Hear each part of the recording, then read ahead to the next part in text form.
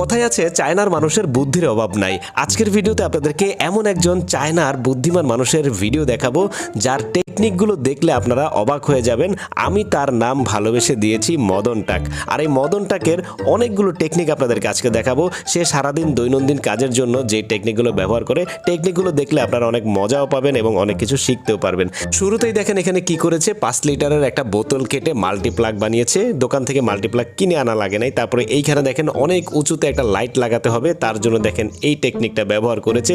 এরপরে দেখেন এখানে চাকা ঘুরিয়ে কাপড় চিপড়ানো হচ্ছে আর কি, মানে কম কষ্টে যেন কাপড় চিপড়ানো যায় সেই ব্যবস্থা। সেই কাপড়টা শুকানোর পরে দেখেন ভাঁজ করার কত সুন্দর একটা টেকনিক বের করেছে মদন টাক। তারপরে গাছে পানি দেওয়ার একটা নতুন টেকনিক দেখেন, এখানে বোতল ফুটা করে ঝর্ণার মতো বানিয়েছে। তারপরে গরু বা ছাগলের নাড়ি ভুঁড়ি এইভাবে কলের মধ্যে ঢুকিয়েও কিন্তু পরিষ্কার করা যায়। আর এরকম একটা পরিত্যক্ত গামবুটকে দেখেন কাজে লাগাচ্ছে, কত সুন্দর একটা কাজে লাগিয়ে ফেললো।